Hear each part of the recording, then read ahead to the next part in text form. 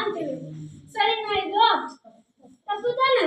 So ಹಾಗಾಗಿ ಮಕ್ಕಳಿಗೆ first ಗಿಣ್ಣಾಲು ಖಂಡಿತವಾಗ್ಲೂ ಕೊಡಬೇಕು. ಗಿಣ್ಣಾಲಲ್ಲಿ ಏನಿರುತ್ತೆ ಅಂದ್ರೆ ಅತ್ಯಧಿಕ ಪ್ರೋಟೀನ್ ಅಂಶಗಳು ಇರ್ತವೆ. ಪ್ರೋಟೀನ್ ಅಂಶಗಳಿಂದ ದೇಹ ಸದೃಢ ಆಗ್ತದೆ. ಅದರ ಜೊತೆಗೆ ರೋಗ ನಿರೋಧಕ ಶಕ್ತಿ ಕೊಡುವಂತ ಹಲವಾರು ಪ್ರೋಟೀನ್ಗಳಿದ್ದಾವೆ. ಸೊ ಆದ್ರಿಂದ ಪಾಪುಗೆ ಬರುವಂತ ರೋಗಗಳನ್ನ ತಡೆಗಟ್ಟಬಹುದು. ಅದಕ್ಕೋಸ್ಕರ ಗಿಣ್ಣಾಲು ಕೊಡಬೇಕು. ಅದರ ಜೊತೆಗೆ ಗಿಣ್ಣಾಳಲ್ಲಿ ಇಮ್ಯುನೋಗ್ಲಾಬುಲಿನ್ಸ್ ಅಂತ ಇರ್ತವೆ. ಈ ಇಮ್ಯುನೋಗ್ಲಾಬುಲಿನ್ಸ್ ಪ್ರತ್ಯೇಕವಾದ ಕೆಲಸ ಏನಪ್ಪಾ ಅಂದ್ರೆ ರೋಗ ನಿರೋಧಕ ಶಕ್ತಿ ಕೊಡುವಂತ. ಸೊ ಆದ್ರಿಂದ ಗಿಣ್ಣಾಲು ಕೊಡಬೇಕು. ಈ ಗಿಣ್ಣಾಲು ಹೇಗಿರ್ತದೆ? ಸಾಧಾರಣ ನಿಮಗೆಲ್ಲ ಗೊತ್ತಿರಬೇಕು. ಈಗ ತಾಯಂದಿರ್ತಾರಲ್ಲ, ಡೆಲಿವರಿ ಆದ ತಕ್ಷಣ ಮನೆಯಲ್ಲಿ ಸ್ತನಗಳಲ್ಲಿ ಸ್ವಲ್ಪ ನೀರು ತರದ ಅಂಟಂಟು ಅಂಶ ಬರ್ತದೆ. ಕೆಲವೊಂದು ಸಲ ನಿಮ್ಗೆ ನಿಮ್ಮ ಮನೆಯಲ್ಲಿರೋ ಹಿರಿಯರು ಏನ್ ಮಾಡ್ತಾರೆ, ಅದು ನೀರು ತರ ಇದೆ, ಅದು ತೆಗೆದ್ಬಿಡು, ಚೆಲ್ಬಿಡು, ಅದನ್ನ ಎಷ್ಟು ಹೇಳಿರ್ಬೇಕಲ್ವಾ ನಿಮ್ಗೆ? ಅದನ್ನ ಹೇಳ್ತಾರೆ. ಅದು ಮಾಡಬಾರ್ದು.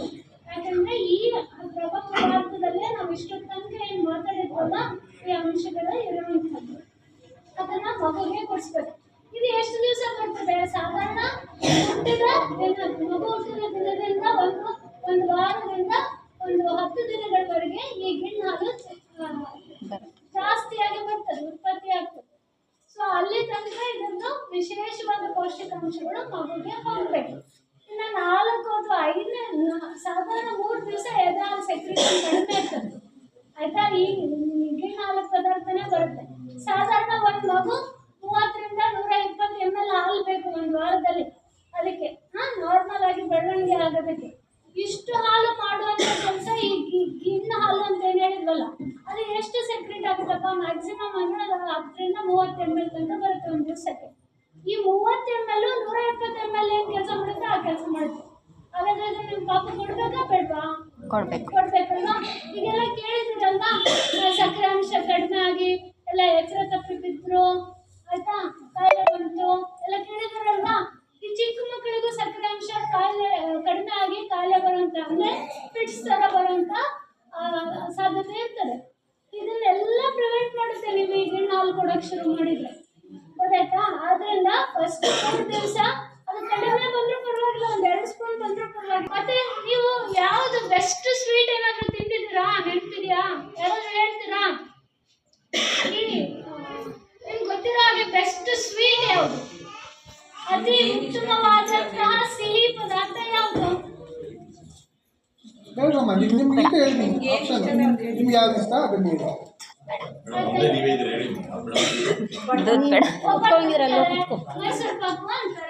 ಸಿಹಿಯಾದ ವಸ್ತು ಈ ಲೋಕದಲ್ಲೇ ಇಲ್ಲ. ಗೊತ್ತಾಯ್ತಾ? ಅದಕ್ಕೆ ಎಷ್ಟೊಂದು ಜನ ತಾಯಂದ್ರು ಬರ್ತಾರೆ ನಮ್ಮ ಒಪ್ಪಿಡಿಗೆ ಬಂದಾಗ ಅವ್ರು ಹೇಳ್ತಾರೆ, ನಾವು ಎದೆ ಹಾಲು ಬಿಟ್ರೆ ಏನು ಕುಡಿಯಲ್ಲ ಮ್ಯಾಮ್, ಡಬ್ಬಿ ಹಾಲು ತಂದ್ಬಿಟ್ರೆ ಇಷ್ಟನೇ ಇಲ್ಲ ಮ್ಯಾಮ್, ಎದೆ ಹಾಲೇ ಇಷ್ಟ. ಅಂದ್ರೆ ಅಷ್ಟೊಂದು ರುಚಿಕರ ಇರುತ್ತೆ ಅದು. ಆರೋಗ್ಯಕರ ಅಷ್ಟೇ ಅಲ್ಲ, ರುಚಿಕರನೂ ಇರುತ್ತೆ. ಆದ್ರಿಂದ ಅಮೃತ ಅನ್ನೋದ್ರಿಂದ ರೋಗ ನಿರೋಧಕ ಶಕ್ತಿ ಅಷ್ಟೇ ಅಲ್ಲ, ರುಚಿನೂ ಇದೆ. ಅದರ ಜೊತೆಗೆ ಇನ್ನ ಬೆಳೀತಾ ಏನಾಗುತ್ತೆ, ಸ್ಟಾರ್ಟಿಂಗ್ ಅಲ್ಲಿ ನೀರ್ ತರ ಬರ್ತದಲ್ವ, ಆಮೇಲೆ ಏನಾಗುತ್ತೆ ನಿಜವಾದ ಹಾಲಿನ ತರ ಬರಕ್ ಶುರುವಾಗುತ್ತೆ. ಈ ಹಾಲಲ್ಲಿ ಪ್ರತ್ಯೇಕತೆ ಏನಿರ್ತದೆ? ಈಗ ನೀವು ಎಷ್ಟೊಂದ್ಸಲ ಅನ್ಕೊಂಡಿರ್ತೀರಿ, ಕೆಲವರಿಗೆ ಯಾವುದೇ ಸಮಯದಲ್ಲಿ ಡೆಲಿವರಿ ಆಗೋದು, ಈಗ 7 ತಿಂಗಳ ಮಗುಗೆ ಬೇಕಾಗಿರೋ ಪೋಷಕಾಂಶನೇ ಬೇಕು, 9 ತಿಂಗಳ ಮಗುಗೆ ಬೇಕಾದ್ರೆ ಪರ್ಫೆಕ್ಟ್ ಪೋಷಕಾಂಶ ಬೇಕು. ಆದ್ರಿಂದ ಎಳೆಯ ಮಗು ಆದ್ರೂ ಕೊಡ್ಬೋದು, ಏನು ಸ್ಪೆಷಲ್ ಆಗಿ ಪ್ರಿಪೇರ್ ಮಾಡೋ ಗೊತ್ತಾಯ್ತಾ? ಸೊ ದಿನ ಹುಟ್ಟಿರೋ ಮಗುಗೆ, ದಿನ ಹುಟ್ಟಿರೋ ಮಗುಗೆ, ಲೇಟ್ ಆಗಿ ಹುಟ್ಟಿರೋ ಮಗುಗೆ ಎಲ್ಲರಿಗೂ ಏನೇನು ಅಗತ್ಯವಾದ ಪೋಷಕಾಂಶ ಬೇಕೋ ಅದರಲ್ಲಿ ಇದೆ. ನಾನು ಹೇಳ್ದೆ ಅಲ್ವಾ, ತಾಯಿ ಹಾಲು ತುಂಬಾ ಸಿಹಿ ಅಂತ. ಈ ಸಿಹಿ ಮಾತ್ರ ಅಲ್ಲ, ನಮ್ಗೆ ಹೇಳಕ್ಕಿಲ್ಲ, ನಮ್ಗೆಲ್ಲರಿಗೂ ಗೊತ್ತು ನಮ್ಮ ಮನೆಯಲ್ಲಿ ಮೇನ್ ಸ್ವಿಚ್ ಯಾವುದು ಅಂತ ಅಲ್ವಾ? ಕರೆಂಟ್. ನೀವ್ ಹೇಳಿ ನೋಡೋಣ, ನಮ್ಮ ದೇಹಕ್ಕೆ ಮೇನ್ ಸ್ವಿಚ್ ಯಾವ್ದು? ದೇಹ ಚೆನ್ನಾಗಿ ಕೆಲಸ ಮಾಡಿಸ್ತೀವಿ. ಅದು ಗೊತ್ತಿದೆ ಇರ್ಬೋದು, ಕೈಕಾಲ ಆಡ್ಸೋದು ಇರ್ಬೋದು, ಏನಾದ್ರೂ ಏನು ಚಂದ ಕೆಲಸ ಮಾಡ್ತಾರಪ್ಪ, ತುಂಬಾ ಸ್ಕಿಲ್ಫುಲ್ ಅಂತ ಬೇಕಾದ್ರೆ ಇದು ಸರಿ ಅಂತ. ಈ ಮೆದುಳು ಬೆಳೆಯಲಿಕ್ಕೆ ಬೇಕಾಗಿರುವಂತಹ ಒಂದು ಸಕ್ಕರೆ ಅಂಶ, ಕಾರ್ಬೋಹೈಡ್ರೇಟ್ ಅಂತ ಕರಿತೀವಿ, ಇದು ಬೇಕಾಗಿರೋದು ಲ್ಯಾಕ್ಟೋಸ್ ಶುಗರ್ ಅಂತ. ಗೊತ್ತಾಯ್ತಾ? ಈ ಲ್ಯಾಕ್ಟೋಸ್ ಶುಗರ್ ಎದ್ರಲ್ಲಿ ಇರ್ತದೆ? ಎದೆ ಹಾಲಲ್ಲಿ ತುಂಬಾ ಯಥೇಚ್ಛವಾಗಿ ಇರ್ತದೆ. ಅದಕ್ಕೋಸ್ಕರ ಪಾಪ ನೋಡಿ ಹುಟ್ಟಿದಾಗ ಏನು ಕೆಲಸ ಮಾಡಲ್ಲ ಅಂತ ಹೇಳ್ತದೆ. ಹೊಂಡ ಮಾಡ್ತದೆ, ಕಕ್ಕ ಮಾಡ್ತದೆ, ಅಳ್ತದೆ, ಹಾಲು ಕುಡಿತದೆ, ಮಲ್ಕೊಳ್ತದೆ. ಇಂಥವ ಮಗು ನೋಡಿ ವಿಶ್ವೇಶ್ವರಯ್ಯ ಯಾವ ತರ ವಂಶ ಪ್ರಸಿದ್ಧ ಇಂಜಿನಿಯರ್ ಆಗ್ಬೋದು ಅಲ್ವಾ, ಬಿಲ್ ಗೇಟ್ಸ್ ತರ ಕಂಪ್ಯೂಟರ್ ಇದಕ್ಕೆ ಯಜಮಾನ ಆಗ್ಬೋದು, ಪ್ರಧಾನಿ ಮೋದಿ ತರ ಆಗ್ಬೋದು ಅಲ್ವಾ. ಸೊ ಅಥವಾ ನಮ್ಮ ಮನೇಲಿ ನಮ್ಗೆಲ್ಲ ಆದರ್ಶಪ್ರಾಯ ಯಾರು? ನಮ್ಮ ತಂದೆ ತಾಯಿ ಒಳ್ಳೆ ಒಂದು ಅತ್ಯುತ್ತಮ ವ್ಯಕ್ತಿತ್ವ ಇರುವಂತವ್ರು ಆಗ್ಬೋದು. ಇದು ಎಲ್ಲ ಆಗ್ಬೇಕು ಅಂದ್ರೆ ಇದ್ರ ಬೆಳವಣಿಗೆ ಚೆನ್ನಾಗಾಗ್ಬೇಕು. ಇದಕ್ಕೆ ಬೇಕಾಗಿರುವಂತ ಯಾವುದು ಹಾಲೇ. ಅದಕ್ಕೋಸ್ಕರ ಎಲ್ಲಾ ಮಕ್ಕಳಿಗೂ ದಯವಿಟ್ಟು ಎದೆ ಹಾಲಿಂದ ದೂರ ಮಾಡ್ಬಾರ್ದು. ಗೊತ್ತಾಯ್ತಾ? ಇನ್ನು ಬರೀ ಶುಗರ್ ಮಾತ್ರ ಸಿಗುತ್ತಾ? ಇಲ್ಲ. ಈ ಮಕ್ಕಳ ಬೆಳವಣಿಗೆಗೆ ಅಗತ್ಯವಾದ ಪ್ರೋಟೀನ್, ವೇ ಪ್ರೋಟೀನ್ ಅಂತ ಕರೀತಾರೆ. ಗೊತ್ತಾಯ್ತಾ? ಈ ವೇ ಪ್ರೋಟೀನ್ ಅಂತ ಸಿಗೋದು ತಾಯಿ ಹಾಲಲ್ಲಿ ಮಾತ್ರ. ಈಗ ನೀವೆಲ್ಲಾದ್ರೂ ನೋಡಿದ್ದೀರಾ? ಹಸು ಕರು ಇರ್ತಲ್ಲ, ಹಸು ಕರು ಬೇರೆ ಪ್ರಾಣಿ ಹತ್ರ ಹೋಗಿ ಹಾಲು ಕುಡಿತದ? ಇಲ್ಲ ಅಲ್ವಾ? ಯಾಕೆ? ತಾಯಿ ಮಗುವೆ ಬಾಂಧವ್ಯ ಅಷ್ಟೇ ಅಲ್ಲ, ಹಸುಗೆ ಏನು ಬೆಳವಣಿಗೆಗೆ ಅಗತ್ಯವಾದ ಪೋಷಕಾಂಶ ಬರುತ್ತೋ ಅದು ಹಸು ಹಾಲಲ್ಲಿ ಇರ್ತದೆ. ಗೊತ್ತಾಯ್ತಾ? ಪಾಪುಗೆ ಮನುಷ್ಯನ ಮಗುಗೆ ಬೆಳಿಬೇಕಾಗಿರುವಂತ ಪೋಷಕಾಂಶ ತಾಯಿ ಹಾಲಲ್ಲಿ ಇರ್ತದೆ. ಆಯ್ತಾ? ನಾವೇನ್ ಮಾಡ್ತೀವಿ? ಪಾಪಗೆ ಎಣ್ಣೆ ಹಾಲು ಕುಡಿದ್ರೆ ಅಮ್ಮ ಸಂಘದ ಹಾಳಾಗುತ್ತೆ ಅಂತೇಳಿ ಡಬ್ಬಿ ಹಾಲು ಕುಡಿದ್ರೆ ಡಬ್ಬಿ ತರ ಆಗ್ತದೆ, ಶುಗರ್ ಬೇಬಿ ಅಂತ ಕರೀತಾರೆ. ಗೊತ್ತಾಯ್ತಾ? ಅಥವಾ ಅನಿಮಲ್ ಮಿಲ್ಕ್, ಹಸು ಹಾಲು ಕುಡಿಸಿದ್ರೆ ಏನಾಗುತ್ತೆ ಅಂದ್ರೆ ನಾನು ಏನು ಹೇಳಕ್ಕೆ ಟ್ರೈ ಮಾಡ್ತಾ ಇದ್ದೀನಿ ಅಂದ್ರೆ, ತಾಯಿ ಹಾಲಲ್ಲಿ ಮೆದುಳಿನ ಬೆಳವಣಿಗೆಗೆ ಬೇಕಾಗಿರುವಂತಹ ಪೋಷಕಾಂಶಗಳು, ಮೂಳೆ ಬೆಳವಣಿಗೆಗೆ ಬೇಕಾಗಿರುವಂತಹ ಪೋಷಕಾಂಶಗಳು, ಮಾಂಸಖಂಡಗಳ ಬೆಳವಣಿಗೆಗೆ ಬೇಕಾಗಿರುವಂತಹ ಪೋಷಕಾಂಶಗಳು, ಎಲ್ಲ ಅಂಶಗಳು ಮಗುಗೆ ಯಾವ ಪ್ರಮಾಣದಲ್ಲಿ ಬೇಕೋ ಅದು ಅದರ ತಾಯಿನಲ್ಲಿರುತ್ತೆ. ಗೊತ್ತಾಯ್ತಾ? ಹಸುವಿನ ಕರುಗೆ ಏನ್ ಬೇಕೋ ಅದೆಲ್ಲ ಪ್ರಮಾಣ ಹಸು ಹಾಲಲ್ಲಿ ಇರ್ತದೆ. ಈಗ ಏನಾಗ್ತದೆ, ಹಸು ನಮ್ಗಿಂತ ಗಟ್ಟಿ ಅಲ್ವಾ, ಅದರಲ್ಲಿ ಪ್ರೋಟೀನ್ ಅಂಶ ಜಾಸ್ತಿ ಇರ್ತದೆ. ಅದರಲ್ಲಿರೋ ಪ್ರೋಟೀನ್ ಯಾವುದು? ಅದು ಡಿಫ್ರೆಂಟ್ ಆಗಿರ್ತದೆ. ಗೊತ್ತಾಗ್ತಾ ಇದೆಯಾ? ಅಥವಾ ಅದರಲ್ಲಿರೋ ಲ್ಯಾಕ್ಟೋಸ್ ಶುಗರ್ ಏನಾಗುತ್ತೆ, ಪಾಪುಗೆ ಅಬ್ಸಾರ್ಬ್ ಮಾಡ್ಕೊಳ್ಳಕ್ಕೆ, ದೇಹಕ್ಕೆ ತಕ್ಕೊಳ್ಳಕ್ಕೆ ಅದು ಕಷ್ಟ ಆಗುತ್ತೆ. ಅವಾಗ ಏನಾಗುತ್ತೆ, ಅಲರ್ಜಿ ಬರೋ ಸಾಧ್ಯತೆ ಇರ್ತದೆ. ಮತ್ತೆ ನಮ್ಮ ಕಿಡ್ನಿ, ನಾವೇನು ಆಹಾರ ತಗೊಳ್ತೀವಲ್ಲ ಅದರಲ್ಲಿರೋ ವೇಸ್ಟ್ ಪದಾರ್ಥಗಳನ್ನೆಲ್ಲ ಫಿಲ್ಟರ್ ಮಾಡಿ ದೇಹದಿಂದ ಹೊರಗಡೆ ಹಾಕ್ಬೇಕಲ್ವಾ. ಆ ಕಿಡ್ನಿ ಒಂದು ಕೆಪಾಸಿಟಿ ಇರ್ತದೆ. ಇವೆಲ್ಲ ನೋಡಿದಾರಲ್ಲ, ಮನೆ ಫಿಲ್ಟರ್ ಕೆಪಾಸಿಟಿ ಎಷ್ಟು? 10 ಲೀಟರ್ 20 ಲೀಟರ್ ಆ ಥರ ಇರುತ್ತಲ್ವಾ. ಹಾಗೆ ಪ್ರತಿಯೊಬ್ಬರ ದೇಹದಲ್ಲಿ ಕಿಡ್ನಿ ಫಿಲ್ಟರ್ ಕೆಪಾಸಿಟಿ ಇರ್ತದೆ.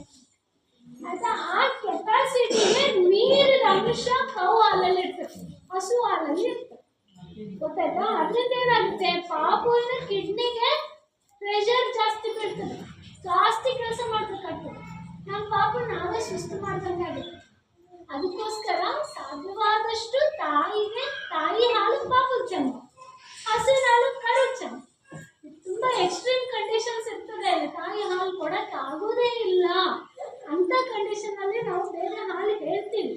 ಅದು ತೀರಾ ತಪ್ಪು ಅಂತ ನಾನು ಹೇಳಲ್ಲ, ಆದ್ರೆ ಇರೋದನ್ನ ಬಿಟ್ಬಿಟ್ಟು ಅದನ್ನ ವೇಸ್ಟ್ ಮಾಡ್ಬಿಟ್ಟು ಬೇರೆ ಕೊಡೋದು ತಪ್ಪು.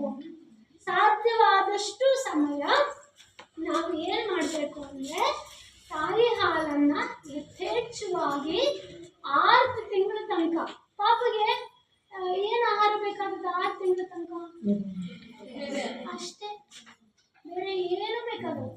ಎದೆ ಹಾಲು ಕೊಟ್ರೆ ಪಾಪಗೆ ಏನೇನು ಬೇಕೋ ಎಲ್ಲ ವ್ಯವಸ್ಥೆ ಅದರಲ್ಲಿ ಇರ್ತದೆ. ಆಯ್ತಾ? ಒಂದು ದಿವಸಕ್ಕೆ ಒಂದು 3 kg 2.5 kg 3 kgಯಿಂದ ಒಂದು 6 kg ತನಕ ಇರೋ ಮಗುಗೆ ಎಷ್ಟು ಕ್ಯಾಲರಿ ಅಂತ ಕರಿತೀವಿ, ಎಷ್ಟು ಕ್ಯಾಲರಿ ಅಂಶ ಎನರ್ಜಿ ಬೇಕಲ್ಲ, ಆ ಎನರ್ಜಿ ಬರೀ ಎದೆ ಹಾಲಲ್ಲಿ ಸಿಗುತ್ತೆ. ಯಾವತ್ತಾದ್ರೂ ನೋಡಿದ್ದೀರಾ ಚಿಕ್ಕ ಮಗುಗೆ ನೀರು ಕುಡಿಸೋದು, ಕುಡಿಸೋದು, ಹಾಲು ಕುಡಿಸೋದು, ಅದೇ ರೀತಿಯ ಸೂಪ್ ಕುಡಿಸೋದು ಬೇಕಾಗಲ್ಲ. 6 ತಿಂಗಳ ತನಕ ಎದೆ ಹಾಲೇ ಎಲ್ಲಕ್ಕೂ ಸಾಕು. 6 ತಿಂಗಳ ನಂತರ ಸಾಕಾಗಲ್ಲ. ಯಾಕೆ? ಎಷ್ಟೊಂದು ಜನ ಅನ್ಕೊಂಡಿರ್ತಾರೆ 6 ತಿಂಗಳ ತನಕ ತಾಯಿ ಹಾಲಲ್ಲಿ ಪೋಷಕಾಂಶ ಕಡಿಮೆ ಆಗೋಗುತ್ತೆ, ಅದಕ್ಕೆ ಸಾಲಲ್ಲ. ನಿಜಾನಾ? ನೋವೇ. ಆಯ್ತಾ? ನಾವು ಡೈರಿಗೆ ಹಾಲು ತಗೊಂಡು ಬರೋದ್ರಲ್ಲಿ ವ್ಯತ್ಯಾಸ ಮಾಡ್ಬೋದು, ತಾಯಿ ಹಾಲಲ್ಲಿ ವ್ಯತ್ಯಾಸ ಆಗಲ್ಲ. ಆದ್ರೆ ಪಾಪು ಅಷ್ಟೇ ಇರ್ತದ ಇಲ್ಲ. 2.5 kg ಇರೋ ಮಗು 10 kg ಆಗುತ್ತಲ್ವಾ? 10 kg ಮಗುಗೆ ಜಾಸ್ತಿ ಪೋಷಕಾಂಶ ಬೇಕಲ್ವಾ? ಆ ಕಾರಣದಿಂದ 6 ತಿಂಗಳ ನಂತರ ಪಾಪುಗೆ ಮೇಲಾಹಾರ ಕೊಡಿ ಅಂತ ಕರಿತೀವಿ. ಮೇಲಾಹಾರ ಅಂದ್ರೇನು? ಪೂರಕ ಆಹಾರ. ಪೂರಕ ಆಹಾರ ಅಂದ್ರೇನು? ಯಾವ್ದು ಕಡಿಮೆ ಇದೆಯಾ ಅದನ್ನ ತುಂಬಿಸೋದಕ್ಕೆ ಪೂರಕ ಆಹಾರ ಅಂತ. ಗೊತ್ತಾಯ್ತಾ? ಅಂದ್ರೆ ಆಹಾರ ಯಾವ್ದು? 6 ತಿಂಗಳ ನಂತರ ಎದೆ ಹಾಲೇ ಮೇನ್ ಆಹಾರ. ಅದಕ್ಕೆ ಕೊರತೆ ಏನಿಲ್ಲ, ಅದನ್ನ ಮಾತ್ರ ಬೇರೆ ಆಹಾರದಿಂದ ಪೂರ್ಣ ಮಾಡಬೇಕು. ಅದು ಎಲ್ಲಿ ತನಕ? 1 ವರ್ಷ ತನಕ. 1 ವರ್ಷದ ನಂತರ ಏನಾಗುತ್ತೆ? ಪಾಪು ಇನ್ನೂ ದೊಡ್ಡದಾಗುತ್ತೆ. ಪಾಪು ದೇಹದಲ್ಲಿ ಉತ್ಪತ್ತಿಯಾಗುವ ಡೈಜೆಸ್ಟಿವ್ ರಸಗಳು ಅಂತ ಕರಿತೀವಿ. ಆಹಾರನ ಜೀರ್ಣ ಮಾಡ್ಕೊಳ್ಳಕ್ಕೆ ಬೇಕಾಗುವಂತ ಡೈಜೆಸ್ಟಿವ್ ಎನ್ಸೈಮ್ಸ್ ಅದೆಲ್ಲ ಸಂಪೂರ್ಣವಾಗಿ ಆಗ್ತಾ ಹೋಗುತ್ತೆ 1 ವರ್ಷದ ತನಕ. ಪಾಪು ನಾವೇನೇನು ತಿನ್ಬೋದಲ್ಲ ಎಲ್ಲ ಆಹಾರ ತಿನ್ನಕ್ಕೆ ರೆಡಿ ಆಗುತ್ತೆ. ಯಾವಾಗ? 1 ವರ್ಷ. ಸೊ 1 ವರ್ಷಕ್ಕೆ ನಾವೇನ್ ಮಾಡ್ಬೇಕು? ಎದೆ ಹಾಲು ಜೊತೆಗೆ ನಾವು ತಿನ್ನೋ ಎಲ್ಲ ಆಹಾರನ ಪಾಪು ಕೊಡ್ಬೇಕು. ಎಷ್ಟೊಂದು ಜನ ಈಗ ತೊಂದರೆ ಏನು ಪಾಪು ಆಹಾರ ತಿನ್ನಲ್ಲ. ಯಾಕಮ್ಮ? ಒಂಚೂರು ಹಳಕ್ ಬಂದ್ಬಿಟ್ರೆ ವಾಂತಿ ಮಾಡ್ಬಿಡುತ್ತೆ ಮೇಡಮ್. ಪಾಪು ಬರೀ ಹಾಲೆ ಕುಡಿತದೆ, 2 ವರ್ಷ ಆಯ್ತು ಬರೀ ಹಾಲೆ ಕುಡಿತದೆ ಅಂತ ಬರ್ತಾರೆ. ಅಲ್ಲಿ ಬೆಳವಣಿಗೆ ಸರಿ ಆಗಲ್ಲ. ಪಾಪು ಒಂಚೂರು ಹಳಕ್ ಬಂದ್ರೆ ಯಾಕೆ ವಾಂತಿ ಮಾಡುತ್ತೆ ಗೊತ್ತಾ? ನಾವು ಪಾಪು ಎಲ್ಲ ಏನಂದ್ರೆ ನಾವು ಹೇಗೆ ಕಲಿಸ್ತೀವಲ್ಲ ಅದು ಕಲಿತಾ ಹೋಗ್ತದೆ. ನಾವೇನ್ ಮಾಡ್ತೀವಿ ಈಗೆಲ್ಲರಿಗೂ ಫ್ಯಾಷನ್ ಆಗ್ಬಿಟ್ಟಿದೆ. 6 ತಿಂಗಳ ತನಕ ಎದೆ ಆಗ್ಬಿಡೋದು, ಆಮೇಲೆ ಎಲ್ಲ ಆಹಾರ ತಗೊಂಡು ಮಿಕ್ಸಿಗೆ ಹಾಕಿ ಜುಯ್ ಅನ್ಸೋದು, ಮಾಡೋದು ಕುಡ್ಸೋದು. ಆ ಪಾಪುಗೆ ಇದು ಜಗಿಯೋದೇ ಗೊತ್ತಾಗುದಿಲ್ಲ. ಇದೆಲ್ಲ ಕೆಲಸ ಮಾಡಿದ್ರೆ ನಿಂತೋಗಿರುತ್ತೆ, ಇಷ್ಟಿಷ್ಟೇ ಇರ್ತದೆ. ಇವರು ಸಣ್ಣ ಬಾಯಿ ಇದೇನು ಜಗಿದ್ದಾರೆ ಅನ್ನೋದು ಮಿಕ್ಸಿಗೆ ಹಾಕೋದು ತಪ್ಪು. ಗೊತ್ತಾಯ್ತಾ? 6 ತಿಂಗಳ ತನಕ ನಾವು ಪಾಪುಗೆ ಪೂರಕ ಆಹಾರ ಕೊಡ್ಬೇಕಂದ್ರೆ ನೋಡಿದಿಲ್ಲ ಒದ್ರಾಗಿ ಇಟ್ಟು ಹೆಂಗಿರ್ಬೇಕಪ್ಪ? ಸ್ಪೂನಲ್ಲಿ ಹಿಂಗೆ ಹಾಕಿದ್ರೆ ಜೋರ್ ಬರ್ದು. ಗೊತ್ತಾಯ್ತಾ? ಸಾಫ್ಟ್ ಆಗಿರ್ಬೇಕು. ಆದ್ರೆ ಸ್ಪೂನಲ್ಲಿ ಎತ್ತಿ ಹಿಂಗ ಹಾಕಿದ್ರೆ ನೀರ್ ತರ ಜೋರ್ ಬರ್ದು. ಆ ಕನ್ಸಿಸ್ಟೆನ್ಸಿನಲ್ಲಿ ಕೊಡಕ್ ಶುರು ಮಾಡ್ಬೇಕು. ಗೊತ್ತಾಯ್ತಾ? 1 ವರ್ಷ ಆಗುವಾಗ ಏನ್ ಮಾಡ್ಬೇಕು? 8 ತಿಂಗಳು ಆಗುವಾಗ ಏನ್ ಮಾಡ್ಬೇಕು? ನಾವು ತಿಂತೀವಲ್ಲ ಆಹಾರ, ಈಗೆಲ್ಲರಿಗೂ ಏನಪ್ಪಾ ಅಂದ್ರೆ ಇಷ್ಟಿಷ್ಟು ಅಕ್ಕಿ ಕಾಳು ಇರ್ಬೇಕು, ಕೈಗೆ ಹತ್ಬಾರ್ದು, ಹಿಂಗೆ ಉದುರ್ಬೇಕು. ಬಿರಿಯಾನಿ ಬಿರಿಯಾನಿ ತರ ಆ ತರ ಅನ್ನ ಮಾಡಿದ್ರೆ ಪಾಪುಗೆ ಜೀರ್ಣ ಆಗಲ್ಲ. ಯಾವ ತರ ಇರ್ಬೇಕು? ಅನ್ನ ಸಾಫ್ಟ್ ಆಗಿ ಇರ್ಬೇಕು. ಕೈಯಲ್ಲಿ ಹಿಂಗೆ ಮೆತ್ತಿದ್ರೆ ಮುದ್ದೆ ತರ ಆಗ್ಬೇಕು. ಅನ್ನ ಸಾಫ್ಟ್ ಆಗಿರೋ ಅನ್ನ ಮಾಡಿ ಕೈಯಲ್ಲಿ ಮೆತ್ತಿ ತಿನ್ಸಿ, ಅವಾಗ ಪಾಪು ಹಲ್ಲು ಕೆಲವು ಮಗುವಿನಲ್ಲಿ ಇರ್ತದೆ, ಕೆಲವು ಮಗುವಿಗೆ ಹಲ್ಲು ಬಂದಿರಲ್ವಾ, ಆ ಬಾಯಲ್ಲೇನೆ ಆ ಹೊಸಲಿನಲ್ಲಿನೇ ಅದು ಪಚ ಮಾಡಿಕೊಂಡು ತಿನ್ನೋ ಹಾಗೆ ಆಗುತ್ತೆ. ಅವಾಗ ಈಗ ಸಣ್ಣ ಅಡಿಕೆ ಸಿಕ್ಕಿದ್ರೆ ವಾಂತಿ ಮಾಡುವಂತ ಪ್ರಮೇಯ ಬರುತ್ತಿಲ್ಲ.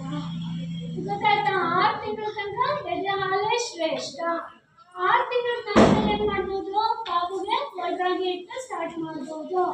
ಹಣ್ಣುಗಳು ಶುರು ಮಾಡ್ಬೋದು. ಹಣ್ಣುಗಳೇನು?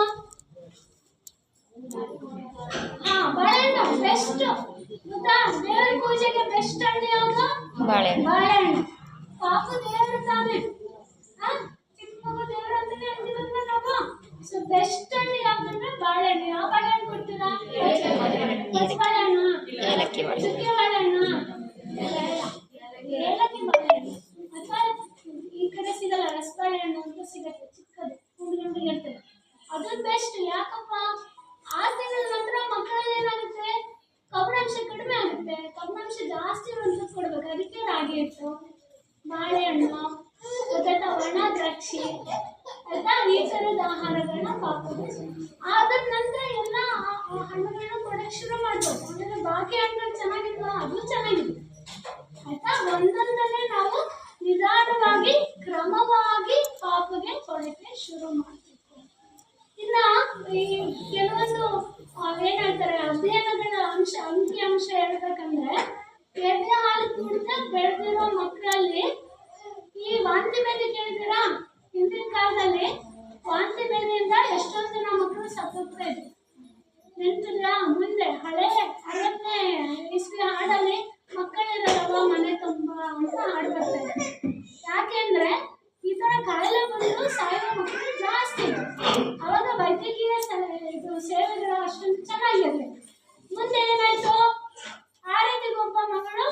ಕೀರ್ತಿ ಒಬ್ಬ ಮಗ ಆಯ್ತು. ಯಾಕೆ ಅದ ವೈದ್ಯಕೀಯ ಸೇವೆ ಚೆನ್ನಾಗಾಗಿದೆ, ಸಾಯೋ ಪ್ರಮಾಣ ಕಡಿಮೆ ಆಯ್ತು, ಮಕ್ಕಳು ಸಾಯುವಂತ ಪ್ರಮಾಣ. ಅದಕ್ಕೆ 2 ಮಕ್ಕಳು ಸಾಕು. ಈಗ ಏನ್ ಹೇಳ್ತಾರೆ,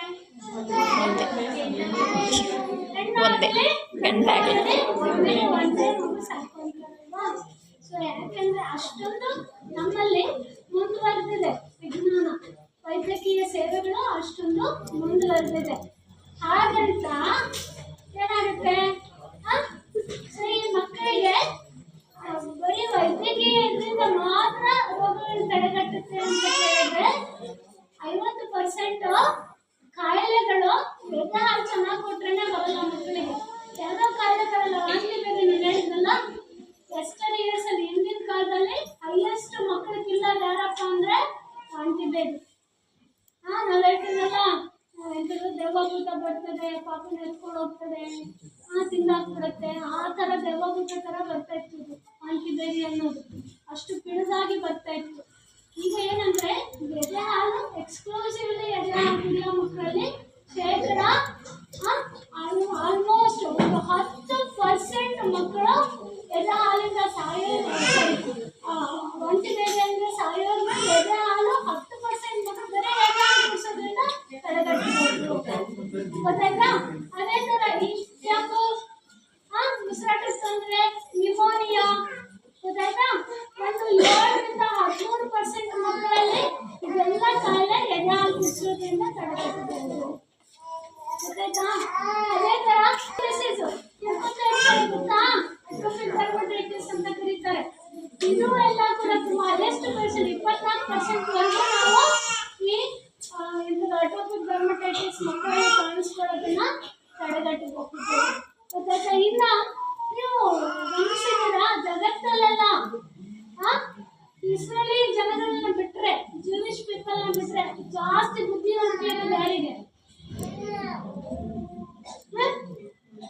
ಭಾರತೀಯರಿಗೆ. ಆಯ್ತಾ? ಎಲ್ಲ ಅಧ್ಯಯನ ಮಾಡ್ತಾ ಕಂಡು ಬಂದಿದ್ದೇನೆಂದ್ರೆ, ಯಾರು ಬುದ್ಧಿವಂತಿಕೆ ಜಾಸ್ತಿ ಇದ್ದಾರಲ್ಲ ಅವರೆಲ್ಲ ಜಾಸ್ತಿ ದಿವಸ ಎದೆ ಹಾಕ್ತಿದ್ದಾರೆ. ಗೊತ್ತಾಯ್ತಾ? ಸಾಮಾನ್ಯವಾಗಿ ಇರೋ ಬುದ್ಧಿಮತ್ತೆಗಿಂತ 5 ಪಾಯಿಂಟ್ ಬುದ್ಧಿಮತ್ತೆ ಜಾಸ್ತಿ ಇರುತ್ತೆ. ಹೀಗೆ ಯಾರಿಗೆ ತಮ್ಮ ಪಾಪ ಬುದ್ಧಿವಂತ ಆಗಬಾರ್ದು? ಯಾರಿಗೆ ಬೇಡ ಬುದ್ಧಿವಂತ ಮಗು? ಎಲ್ಲರಿಗೂ ಬೇಕಲ್ವಾ? ಬೇಕಂದ್ರೆ ಎದೆ ಹಾಲು. ಗೊತ್ತಾಯ್ತಾ? ಇನ್ನ ನೆಕ್ಸ್ಟ್ ಇದೆಲ್ಲ ಪಾಪಗೆ ಹೇಳಿದ್ರಲ್ಲ, ಈಗೆಲ್ಲ ಅಯ್ಯೋ ಅವ್ರಿಗೆ ಮೂಳೆ ಸರಿ ಇಲ್ಲ, ಕಾಲು ಬಂತು, ಮೂಳೆ ಬೇಕಿದೆ ಅಂತೆ, ಟಾನಿಕ್ ಕೊಟ್ಟಿದ್ದಾರಂತೆ ಎಲ್ಲ ಕೇಳ್ತೀವಲ್ವಾ. ಇದೆಲ್ಲ ಯಾಕೆ ಬರುತ್ತೆ ಅಂದ್ರೆ, ಪಾಪ ಬೆಳವಣಿಗೆಯ ವಯಸ್ಸಲ್ಲಿ ಬೇಕಾಗಿರುವಂತ ಸಾಕಷ್ಟು ಕ್ಯಾಲ್ಸಿಯಂ ಅಂಶ, ಸಾಕಷ್ಟು ವಿಟಮಿನ್ ಡಿ ಅಂಶಗಳು ಹೋಗಿಲ್ಲ ಅಂದ್ರೆ ಮೂಳೆ ವೀಕ್ ಆಗ್ತದೆ. ಈ ಪಾಪಗೆ ಬೇಕಾಗಿರುವಂತ ಕರೆಕ್ಟ್ ಪ್ರಮಾಣದಲ್ಲಿ ಇರೋದು